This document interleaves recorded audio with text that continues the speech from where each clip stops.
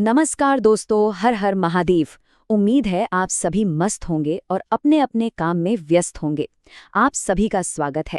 आज हम भारत के प्रधानमंत्रियों के इतिहास के एक बड़े ही अनोखे सफर पर निकलने वाले हैं। ये एक खोज की कहानी है जो हमें हमारे देश के नेतृत्व की पूरी यात्रा दिखाएगी। तो चलिए, इस कहानी के जो मेन कैरेक्टर्स हैं उनसे मिलते हैं। अंशिका और आयशा, ये दो बहनें हैं, बड़ी जिज्ञासु हैं और उन्हें नई नई चीजें सीखना बहुत पसंद है।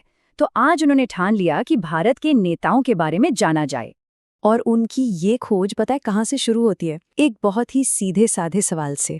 भारत सरकार को चलाता कौन है? बस यही वो सवाल है जो उनके इस रोमांचक सफर की शुरुआत कर देता है। तो इस सवाल का जवाब क्या है?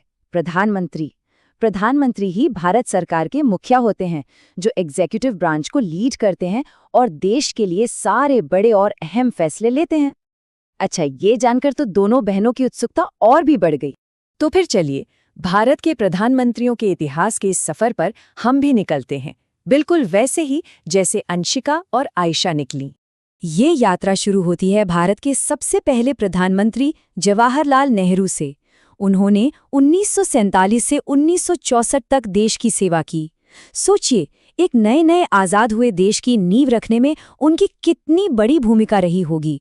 और हाँ, एक मजेदार बात यह है कि वो अब तक के सबसे लंबे समय तक सेवा करने वाले प्रधानमंत्री भी हैं।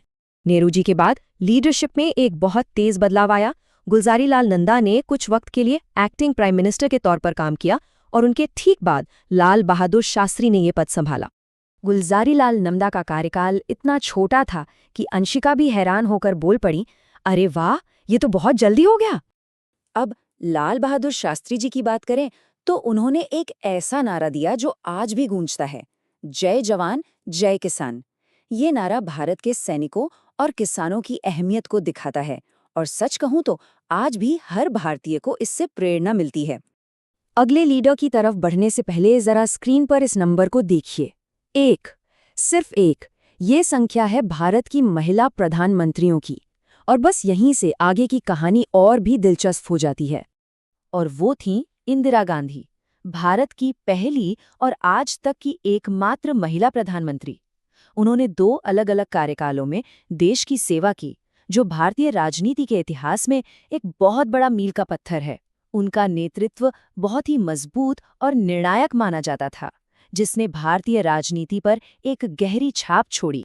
इंदिरा गांधी के बाद मोरारजी देसाई प्रधानमंत्री बने। उनका कार्यकाल थोड़ा छोटा था, लेकिन उनके समय में अंशिका और आयशा को राजनीति से जुड़ा एक नया कॉन्सेप्ट सीखने को मिला। और वो कॉन्सेप्ट था गठबंधन सरकार का। मतलब सोचिए कि जब एक टीम बनाने के लिए कई अलग-अलग खिलाड़ी एक साथ आ जाएं। बस राजनीति में वैसा ही कुछ होता है गठबंधन सरकार। इसमें कई पार्टियां मिलकर सरकार बनाती हैं, जिससे किसी एक पार्टी का दबदबा कम हो जाता है। 1980 का जो दशक था, उसमें लीडरशिप में कई बदलाव देखने को मिले। जैसा कि हम देख सकते हैं, मोरारजी देसाई के बाद चरण सिंह, फिर राजीव गांधी और फिर वीपी सिंह प्रधानमंत्री बने। मतलब ये एक ऐसा दौर था जब पॉलिटिकल सीन बहुत तेजी से बदल रहा था। चलिए अब 1990 के दशक को देखते हैं, और इसे तो वाकई बदलाव का दशक कहना चाहिए। ये टेबल देखिए, क्या शानदार तरीके से दिखा रही है कि सिर्फ एक दशक में 5 अलग-अलग प्रधानमंत्री बने। चंद्रशेखर से लेकर आईके गुजराल तक इस दशक ने भारत में गठबंधन सरकारों के एक नए युग की जैसे शुरुआत ही कर। इस पूरी लिस्ट में एक नाम बहुत प्रमुख है, अटल बिहारी वाजपेयी। उन्होंने 3 बार प्रधानमंत्री के रूप में शपथ ली, और सबसे दिलचस्प बात यह है कि उनका एक कार्यकाल सिर्फ 13 दिनों का था, जबकि बाद में उन्होंने 1998 से 2004 तक पूरे 5 साल का कार्यकाल भी पूरा किया। 90 के दशक की उस राजनीतिक उथल-पुथल के बाद 21वीं सदी में लीडरशिप में थोड़ी स्थिरता आई। पिछले 2 दशकों में हमें मुख्य रूप से 2 बड़े नेता मिले हैं। मनमोहन सिंह, जो एक जाने-माने अर्थशास्त्री थे और अपने आर्थिक सुधारों के लिए जाने जाते हैं, और उनके बाद वर्तमान प्रधानमंत्री नरेंद्र मोदी, जिनकी नीतियां विकास, इंफ्रास्ट्रक्चर और एक मजबूत विदेश नीति पर केंद्रित रही हैं। तो इस पूरी यात्रा से आखिर अंशिका और आयशा ने क्या सीखा? चलिए एक नज़र उनके सीखे हुए सबक पर भी डालते हैं। अपनी ये पूरी खोज खत्म करने के बाद आयशा तो हैरान थी। वो बोली, वाह, कितने सारे नेता!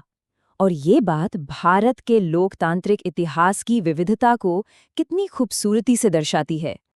और अंशिका ने भी तुरंत अपनी बात जोड़ी, और कुछ ने कितने कम समय के लिए काम किया तो कुछ ने कितने लंबे समय तक। ये बात कार्यकाल की विविधता पर रोशनी डालती है, जो देश की राजनीतिक यात्रा को दिखाती है। तो इस पूरी खोज से क्या बातें निकल कर आती हैं? अंशिका और आयशा की स्क्रैपबुक के जो मेन पॉइंट्स हैं वो ये हैं। भारत में नेतृत्व कई बार बदला है, कार्यकाल कुछ दिनों से लेकर 16 साल से भी ज्यादा तक के रहे हैं। भारत को एक महिला प्रधानमंत्री मिली हैं और कई अलग अलग पार्टियों ने देश का नेतृत्व किया है। और आखिर में ये सब हमें एक बहुत बड़े सवाल पर लाकर खड़ा कर देता है। नेताओं की ये लंबी लाइन, ये पूरी लिस्ट भारत की यात्रा के बारे में आखिर क्या बताती है? ये दिखाती है कि हमारा लोकतंत्र कितना जीवंत है, जो हमेशा बदलता रहता है और विकसित होता है। ये एक ऐसी कहानी है जिसका हिस्सा हम सब हैं।